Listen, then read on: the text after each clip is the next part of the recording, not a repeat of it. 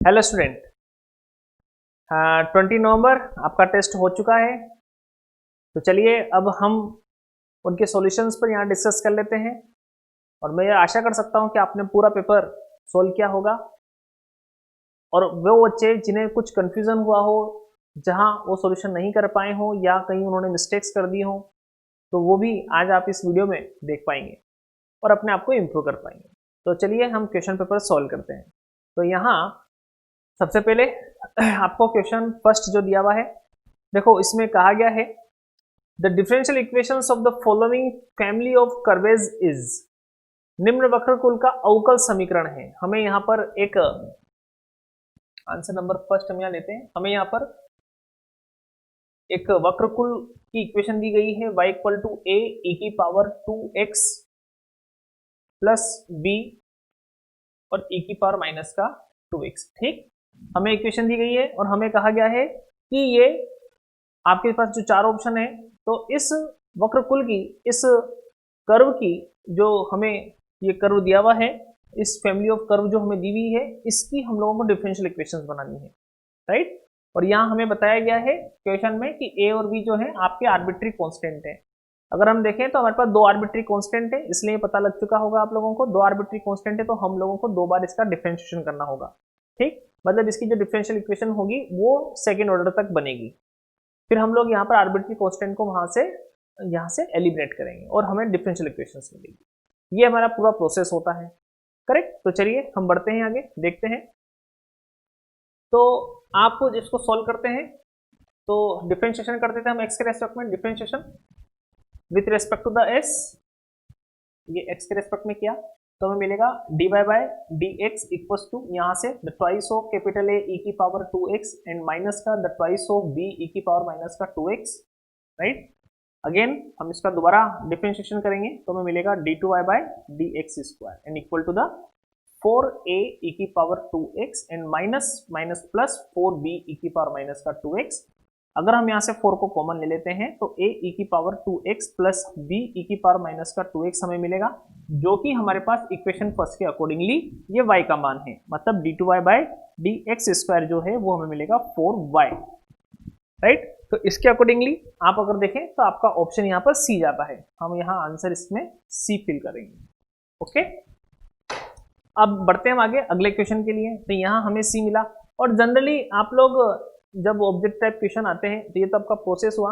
आप कई बार इस तरह से भी वर्क कर सकते हैं कि जो, अगर बस इस बात को ध्यान में रखते हुए कि हमारे पास चार ऑप्शन है, उनमें से किसी ऑप्शन में नन ऑफ दिस ना आ रहा हो, ठीक, या चौथा ऑप्शन हमें नहीं दिया हुआ है, वो बताया जा रहा है कि नन ऑफ दिस है या इसके अलावा कुछ और है।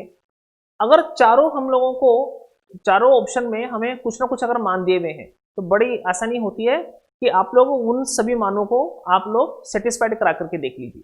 जैसे अगर हम इसमें देखें तो क्योंकि हमारे पास यहाँ पर नन ऑफ दिस ऑप्शन आ रहा है, इसलिए हम लोगों को इसको पूरा सोल्व करना ही पड़ा। तो लेकिन अगर सपोज करो एक ऑप्शन में हमें और वैल्यू अगर दी हुई होती तो हम जो y का मान है, जो y की वैल्यू है, उस y की वैल्यू को हर एक डिफरेंशियल इक्वेशन में पुट करके सेटिस्फाइड करवा करके देख सकते थे, ठीक। पर लेकिन ये प्रोसेस थोड़ा आपका बड़ा हो जाएगा। यहाँ कुछ ऐसे प्रोसेस होते हैं जिन्हें ऑप्शन से डायरेक्ट ढूंढे जा सकते हैं, पर लेकिन कुछ प्रोसेस ऐसे होते हैं जिन्हें आपको पूरा सोल्व करके उसको लाना होता है।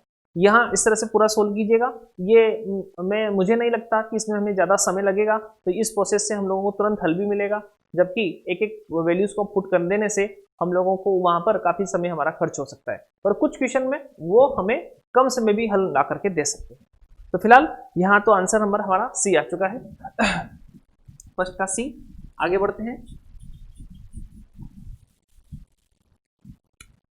आंसर नंबर सेकंड पर। देखिए हमें कहा जा रहा है the degree of the following differential equations is, निम्न अवकल समीकरण की घात है। हमें दी हुई है एक equation D two Y by D x square N plus, right, और हमें यहाँ दिया हुआ है 1 plus D Y by D x का स्क्वायर और इसकी total power 3 divide by 2, right, और इक्वल टू द 0। ये हम लोगों को एक डिफरेंशियल इक्वेशंस दी हुई है और इसका हम लोगों को जो है वो डिग्री निकालनी है। तो आपको पता है कि जब हम लोग डिग्री की बात कर रहे होते हैं तो हमें अपनी डिफरेंशियल इक्वेशन में हाईएस्ट ऑर्डर देखना होता है। हाईएस्ट ऑर्डर पर जो हमारे पास डिग्री होती है वही हमारी पूरी डिफरेंशियल इक्वेशन की डिग्री कहलाती है। पर लेकिन उससे पहले हमें हमारे डिफरेंशियल इक्वेशन को कंप्लीटली एल्जेब्रिक और रेशनलाइजेशन करना होता है उसका। इट्स मीन उसको पूर्ण बीजीय हमें बनाना होता है और पूर्ण परिमेयी हमें उसको बनाना होता है। अगर आप इसको देखोगे तो ये डिफरेंशियल इक्वेशन हमारे पास इरेशनल है, पूर्ण परिमेयी नहीं है, अपरिमेय है। इसको परिमेय हमें बनाना होगा। परिमेयीकरण करने के लिए आप इसको राइट साइड में लेकर के जाइए, जैसे आप इसको लिखोगे d2y by D x square equal to minus का 1 plus D Y by D x का whole square in total power 3 divide by 2। अब हम आसानी से देख रहे हैं 3 डिवाइड बाई 2 है, ये हमारे पास अपरिमेय है, तो मुझे परिमेय बनाना होगा इसे। उसके लिए मुझे स्क्वायरिंग करनी होगी और मैं इसका स्क्वायरिंग जब करूंगा यहाँ तो d2y by D x square का whole square and equal to यहाँ 1 plus D Y by D x के स्क्वायर की टोटल पावर यहाँ पर हमें 3 मिलेगी। ओके, तो यहाँ पर ऐसी कंडीशन में हम देख पा रहे हैं कि इसमें हमारी जो डिफरेंशियल इक्वेशन अब हमें जो नजर आई है कंप्लीटली उसको रेशनलाइजेशन करने के बाद, तो वो हम देखें तो इसमें हाईएस्ट ऑर्डर हमें d2 by D x square दिख रहा है और इस पर जो डिग्री है वो 2 है। इसलिए हम कह सकते हैं कि पूरी जो डिफरेंशियल इक्वेशन है उसकी डिग्री यहाँ पर 2 होगी। इट्स मीन इसका जो ऑप्शन है वो हमारे पास बी चला जाएगा। ओके, चलिए बढ़ते हैं आगे अगले क्वेश्चन के लिए। अगले क्वेश्चन को अगर आप देखोगे,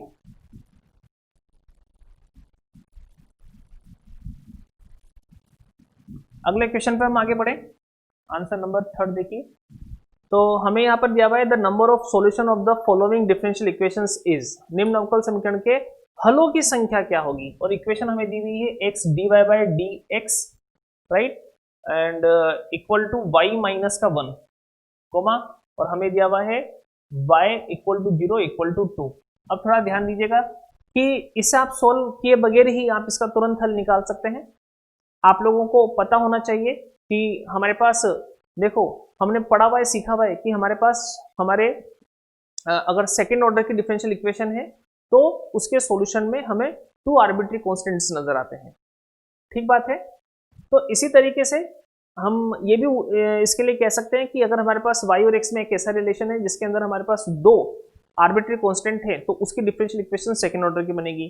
तो यहाँ हमें पूछा गया है कि बताइए इसका सॉल्यूशन जो है वो सॉल्यूशन की संख्या कितनी है, इसके कितने सॉल्यूशंस आपके पास बन सकते हैं। राइट, अगर मैं ये लिखता हूं यहां पर कि y equal to c1x plus c2x square, तो यहां पर मेरे पास c1 और c2 क्या है, ये मेरे पास आर्बिट्री कांस्टेंट है।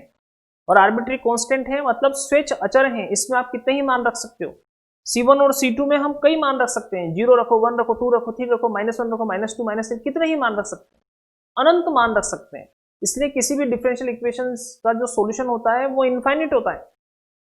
पर लेकिन आप यहां ध्यान दीजिए, अगर ये डिफरेंशियल इक्वेशन हमें दी हुई है और मुझे यहां पर आसानी से पता लग रहा है कि ये जो डिफरेंशियल इक्वेशन है वो फर्स्ट ऑर्डर की है, मतलब इसका जो भी सॉल्यूशन हमारे पास बनेगा उसमें सिर्फ और सिर्फ एक ही आर्बिट्री कांस्टेंट आएगा, केवल एक आर्बिट्री कांस्टेंट आएगा। जो भी इसका सॉल्यूशन बनेगा उसके सॉल्यूशन में एक आर्बिट्री कांस्टेंट आएगा। और दूसरी बात ये कि हम लोगों को यहां पर बाउंड्री कंडीशन भी दी हुई है, और बाउंड्री कंडीशन आपको आर्बिट्री कांस्टेंट की वैल्यू फाइंड करने के लिए दी जाती है। आपने ऐसे कई क्वेश्चन किए हैं राइट। तो बाउंड्री कंडीशन में हमें पता है यहाँ पर ना y0 इक्वल टू 2 दिया है। y0 का मतलब होता है हम यहाँ पर जो वैल्यू निकाल रहे हैं उसमें x की वैल्यू जो है हमारे पास वो 0 है, और यहाँ जब आप अपने फंक्शन में x की वैल्यू को 0 डालते हैं तो आपको y की वैल्यू यहाँ पर 2 मिलती है। ये आपको बाउंड्री कंडीशन दी है इन्होंने कि x की वैल्यू 0 रखने पर y 2 मिलता है। तो ऐसे बाउंड्री कंडीशन को जब हम यूज करते हैं तो बाउंड्री कंडीशन से हम लोगों को उन आर्बिट्री कांस्टेंट्स की वैल्यू मिलती है। तो यहां से हम लोगों को एक पर्टिकुलर वैल्यू मिलेगी राइट, पर्टिकुलर वैल्यू मिलेगी, वहां से आप लोगों को कुछ मान मिलेगा। वो जो मान होगा वह आपके आर्बिट्री कांस्टेंट की एक फिक्स वैल्यू ला करके देगा, और आर्बिट्री कांस्टेंट में जब एक वैल्यू फिक्स हो गई है तो हम कह सकते हैं कि इसका सॉल्यूशन 1 होगा। क्योंकि c की वैल्यू आप कितनी रखेंगे, आर्बिट्री कांस्टेंट की वैल्यू आप कई सारी रख सकते हैं, पर उनमें जब आपके पास एक पर्टिकुलर वैल्यू डाल दी जाती है तो फिर वो उसका विशेष हल हो गया है। फिर वो एक वैल्यू के साथ सॉल्यूशन उसका हमारे पास आया है, उसका एक सॉल्यूशन हम लोगों को वहां पर मिल जाता है।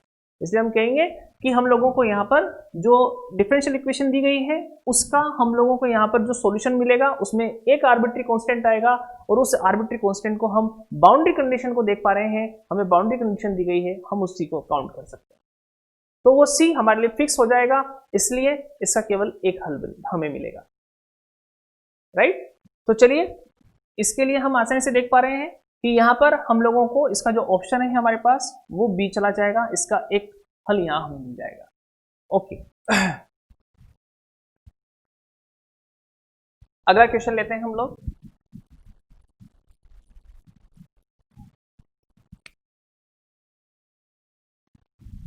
देखिए हमें क्या कहा गया है, the differential equation satisfied by the family of concentric circles. ठीक, हमें संकेंद्रीय वृत्त निकाय दिया हुआ है X square plus Y square equal to R square, और हमें कहा गया है कि इसको संतुष्ट करने वाला अवकल समीकरण है। हमें डिफरेंशियल इक्वेशंस इसकी रेडी करनी है। हम जानते हैं आर ये रेडियस है, और यहाँ जो आर रेडियस हमें दी गई है, यहाँ आर हमारे पास आर्बिट्री कांस्टेंट है, तो यहाँ हम लोगों को डिफरेंशिएशन करना है इसका एक बार। तो यहाँ हम जब इसका डिफरेंशिएशन, और आर आर्बिट्री कांस्टेंट क्यों है ये आपको अच्छे से पता है, इन्होंने हमें कहा है एक सर्कल फैमिली दी हुई है। सर्कल फैमिली का मतलब हो गया कि यहाँ आर की वैल्यू आप डिफरेंट डिफरेंट रखते जाइए, डिफरेंट डिफरेंट सर्कल्स मिलते जाएंगे, तो ये आपके पास एक सर्कल फैमिली हुई। आर की वैल्यू डिफरेंट रख देने से आपके पास जो आर है वो आर्बिट्री कांस्टेंट हुआ। हम देख पा रहे हैं कि यहाँ एक आर्बिट्री कांस्टेंट है, इसलिए एक बार डिफरेंशिएशन होगा, और जब हम इसका एक बार डिफरेंशिएशन करेंगे तो हमें मिलेगा 2x plus 2y dy by dx equals to 0। 2 को हम यहाँ से हटा सकते हैं, तो हम यहाँ पर देख पा रहे हैं कि इसका जो हल है वो हमारे पास ऑप्शन नंबर सी पे जाता है, राइट। सी पर हमें यहाँ चला जाएगा। चलिए फिफ्थ नंबर पे हम आते हैं। फिफ्थ नंबर पे हमें दिया हुआ है the integrating factor of the following differential equations is. निम्न अवकल समीकरण के लिए समाकल गुणांक हमें निकालना है। हमें डिफरेंशियल इक्वेशन दी गई है dy by dx plus cot x into y equal to the x। अगर आप इस डिफरेंशियल इक्वेशन को देख रहे हैं तो हम आसानी से कह सकते हैं कि ये जो डिफरेंशियल इक्वेशन है वो एक LDE है, लीनियर डिफरेंशियल इक्वेशन है, आसानी से देखने को मिल रहा है। dy बाय dx है, उसके बाद हमारे पास अगली वाली टर्म्स जो है उस अगली वाली टर्म्स में एक सिंगल y है, y की 1 पावर है, और इस y के साथ जो हमें दिख रहा है वो x का फंक्शन है, राइट साइड में रखा है वो भी x का फंक्शन है। ये हमें dy by dx plus py equal to q की फॉर्म का नजर आ रहा है, ये LDE है, इसलिए इसका इंटीग्रेटिंग फैक्टर हम आसानी से लिख सकते हैं, और वो होगा IF इक्वल टू e की power integration p dx, right. मतलब e की पावर इंटीग्रेशन p हमारे पास cot x है, हम यहाँ लिखेंगे cot x and dx। cot x का हम अच्छे से जानते हैं इंटीग्रेशन होता है log sin x, ठीक, और इसको हम सोल्व आउट करके लिख सकते हैं sin x। तो हमारे पास यहाँ जो इसका इंटीग्रेटिंग फैक्टर बनेगा वो इंटीग्रेटिंग फैक्टर sin x है, ऑप्शन नंबर डी चला जाएगा यहाँ। ओके आगे बढ़ते हैं।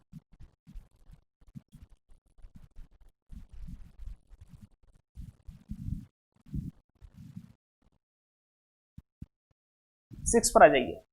देखिए solution of the differential equation x dy by dx equal to minus y equal to x की पावर 3 इज। हमें पूछा गया है कि इस अवकल समीकरण का हल बताइए, इसका हमें सॉल्यूशन निकालना है।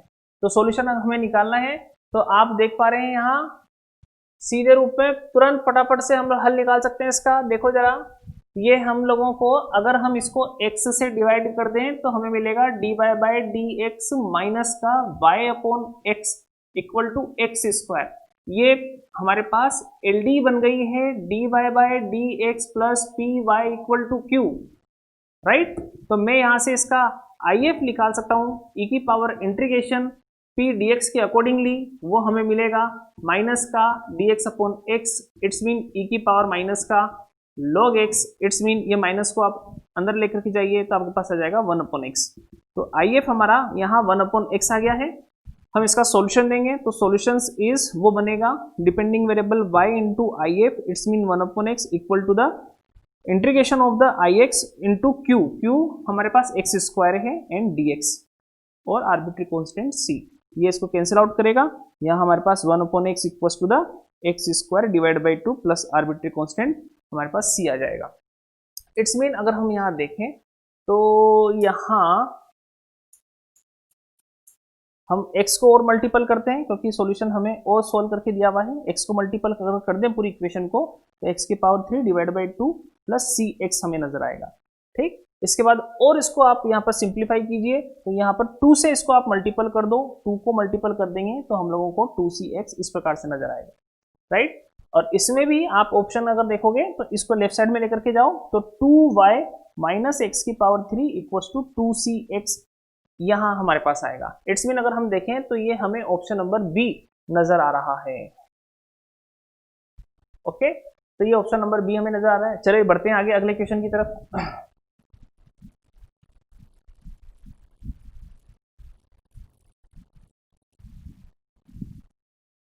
चलिए 7 नंबर पे देखिए, अगर हम यहां देखें तो हमें आ रहा है the solution of the following differential equation is, हमें अवकल समीकरण हमें दी गई है 1 प्लस एक्स स्क्वायर, ठीक, और है dy and equal to 1 and plus Y square और यहाँ dx। ऐसी हमें डिफरेंशियल इक्वेशन दी गई है और इसका हमें सॉल्यूशन निकालना है। तो सॉल्यूशन निकालने के लिए आप आसानी से यहाँ पर देखते हो कि ये सेपरेशन मेथड से सेपरेट किया जा सकता है। तो dy 1 plus Y square equal to dx upon 1 plus x square, हम इनका इंटीग्रेशन कर सकते हैं आसानी से और इंटीग्रेशन करके हम लिख सकते हैं ये बनेगा tan inverse y equal to tan inverse x and plus यहाँ कांस्टेंट में हम tan इनवर्स c हम रख सकते हैं। करेक्ट, और यहाँ अगर आप ऑप्शन मैच करोगे तो यहाँ आपको बिल्कुल करेक्ट, देखिए जरा यहाँ tan inverse y minus tan inverse x equal to tan inverse c, इसका मतलब ये हुआ हम यहाँ पर ऑप्शन नंबर बी देख पा रहे हैं, इसका सॉल्यूशन ऑप्शन नंबर बी होगा। करेक्ट, चलिए हम अगले क्वेश्चन पर बढ़ते हैं 8th पर, यहाँ ऑप्शन नंबर हमारे पास बी होगा। 8th नंबर पे क्वेश्चन पे आते हैं हम लोग। ओके, देखो हम यहाँ लिखा हुआ है the integral of the following differential equations is, हम लोगों का एक डिफरेंशिएशन इक्वेशन हमें दी गई है dy by D x, right, e की power x minus y plus x square e की पावर माइनस का y। ओके, इसका हमें सॉल्यूशन करना है। तो यहाँ पर भी अगर आप देखोगे तो dy by D x equals to यहाँ से e की पावर x इंटू ई की पावर माइनस का y हम लिख सकते हैं और यहाँ हम लोग एक्स स्क्वायर इंटू ई की पावर माइनस का y लिख सकते हैं। हम यहाँ से e की पावर माइनस वाई को कॉमन निकाल सकते हैं और कॉमन निकालने के बाद वो y को y की तरफ कर दो, x को x की तरफ कर दो, तो हम इसको इस प्रकार से लिख सकते हैं dy अपॉन ई की पावर माइनस का y and equal to the e की power x plus x square and dx। देखो जरा हम y एक तरफ कर सकते हैं और हम लोग x एक तरफ कर सकते हैं, यहाँ बिल्कुल सेपरेशन हो सकता है। यहाँ e की पावर माइनस का y है, ऊपर जाकर के e की पावर y कहलाएगा और इसको इंटीग्रेट कर देंगे, हम लोग इंटीग्रेट करेंगे हम, तो हम इंटीग्रेट करने पर हम लोगों को यहाँ पर मिलेगा e की पावर y, ये ऊपर चला गया है तो e की पावर y का e की power y equals to e की पावर x का e की power x and plus x की power 3 upon 3 and arbitrary constant c। तो अगर हम यहाँ देखें तो इसका ऑप्शन हमारे पास जाता है बी, राइट, तो इसका हमारे पास ऑप्शन बी चला जाता है। ओके, चलिए बढ़ते हैं अगले क्वेश्चन की तरफ।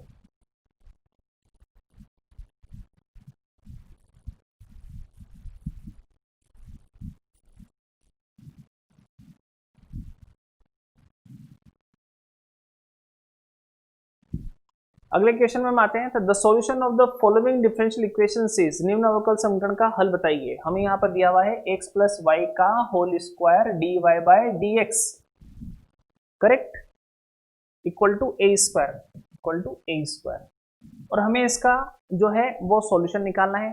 तो आप यहाँ आसानी से देख पा रहे होंगे कि x प्लस वाई का whole square dy by dx equal to a square है, तो हम लोगों को यहाँ पर समझ में आ चुका होगा आप लोगों को, यहां हम x प्लस वाई जो है उसको v पुट कर देंगे, क्योंकि अगर आप इसको देखोगे तो यहां अगर आप होल स्क्वायर देख रहे हैं तो होल स्क्वायर ओपन करेंगे तो हम होल स्क्वायर ओपन करने के बाद सेपरेशन मेथड के बारे में अगर सोचते हैं तो x और y को सेपरेट नहीं किया जा सकता।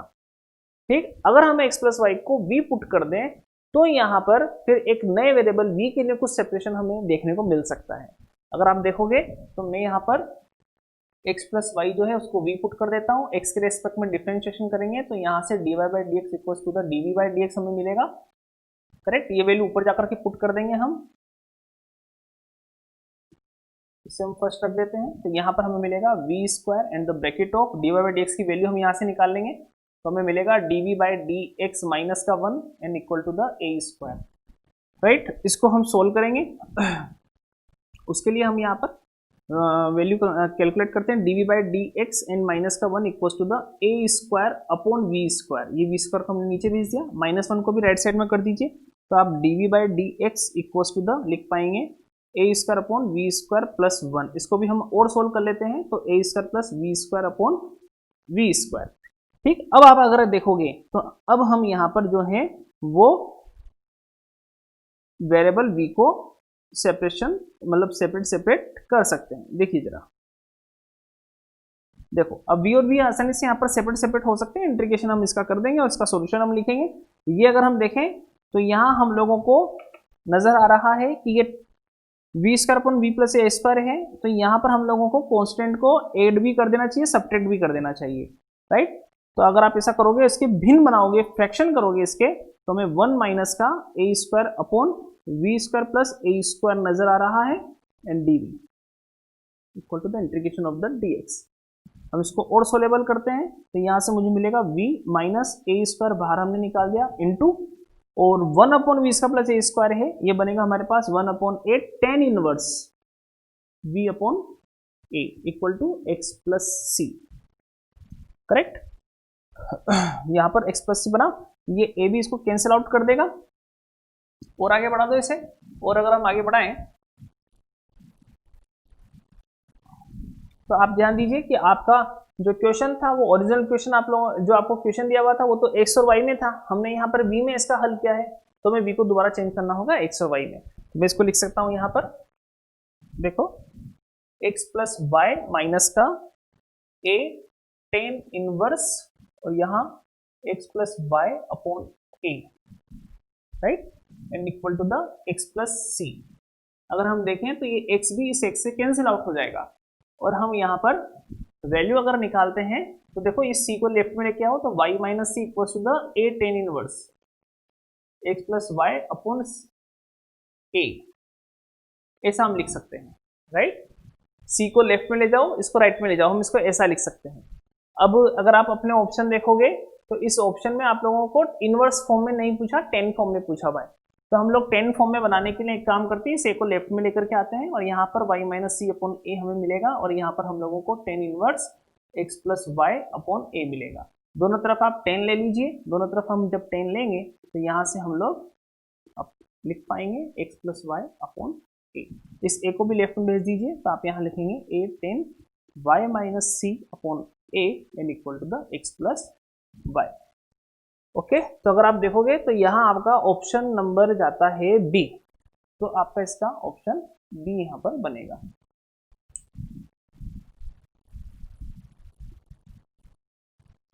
चलिए बढ़ते हैं आगे, अगला क्वेश्चन हम यहाँ पर लेते हैं।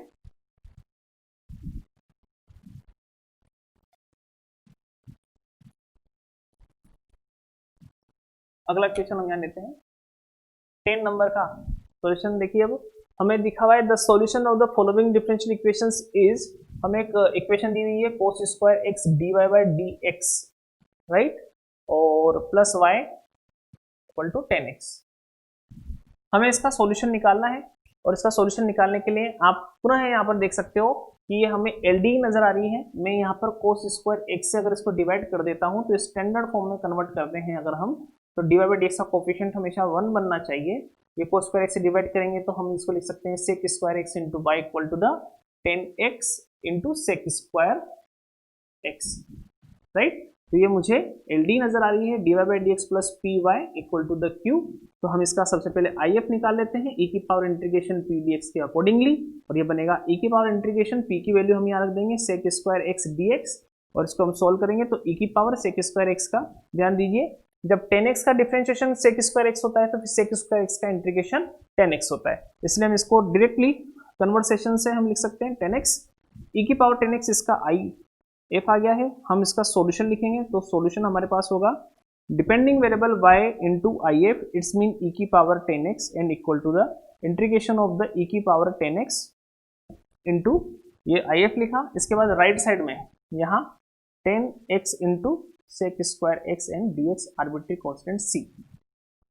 ओके, हम इस इंटीग्रेशन को अगर देखें तो हम आसानी से देख सकते हैं, ये e की पावर 10x से ऊपर, अगर हम e की पावर 10x यहाँ जो 10x है इसको अगर हम t पुट कर लें तो 10x का differentiation sec square x dx हमारे पास अवेलेबल है। तो इससे ये जो हमारा इंटीग्रेशन है वो हमें e की पावर t और 10t dt नजर आएगा, सॉरी t और dt नजर आएगा। ये e की पावर t हो गया है, ये dt बन गया है, ये मेरे पास t और dt प्लस c। और ध्यान दीजिए ये e की पावर t इंटू t का मैंने आप लोगों को इंटीग्रेशन डायरेक्टली याद रखना सिखा दिया है, इसलिए आप इसको लिख सकते हैं e की power t and t minus 1। ठीक, e की पावर t वैसा का वैसा, इसका अपोजिट साइन अंदर जाता है, t का जो साइन है उसका अपोजिट साइन अंदर जाता है और यहाँ लास्ट में 1 आता है। यहाँ t की वैल्यू आप दोबारा पुट कर दें, t की वैल्यू अगर हम यहाँ पर दोबारा पुट करते हैं तो हमें मिलेगा e की power 10x into 10x minus का 1। ओके, और आर्बिट्री कांस्टेंट में यहाँ चल रहा है प्लस c, ये प्लस c भी हम यहाँ लिखेंगे, plus c equals two plus c। चलिए, तो अब इसका हम जब सॉल्यूशन देते हैं यहाँ, तो सॉल्यूशन हमारे पास यहाँ होगा y, ध्यान दीजिए e की पावर 10x है, तो e की पावर 10x से हम पूरी इस इक्वेशन को डिवाइड कर रहे हैं, तो ये आपके पास जो सॉल्यूशन आया है y e की पावर 10x का आया है, तो e की पावर 10x आप इसको डिवाइड कर दीजिए। तो मैं इसको डिवाइड करूंगा तो यहाँ मिलेगा y, तो यहाँ आ जाइए, इस पोर्शन में e की पावर 10x यहाँ से कैंसिल आउट हो जाएगा और यहाँ से मुझे 10x माइनस का 1 मिलेगा एंड प्लस यहाँ c है, ये e की पावर माइनस का 10x मुझे यहाँ पर मिल जाएगा, राइट। तो अगर हम देखें तो इसका ऑप्शन हमारे पास यहाँ ए जाता है, राइट, ये हमें ए देखने को मिलता है। तो इस तरीके से देख पा रहे होंगे आप लोग कि हमने ये पेपर ये जो हमने लिया उसको सोल्व किया। आपको मेरी पूरी आशा है आप लोगों ने ये पूरा पेपर कंप्लीटली सोल्व किया होगा। ओके, थैंक यू, धन्यवाद।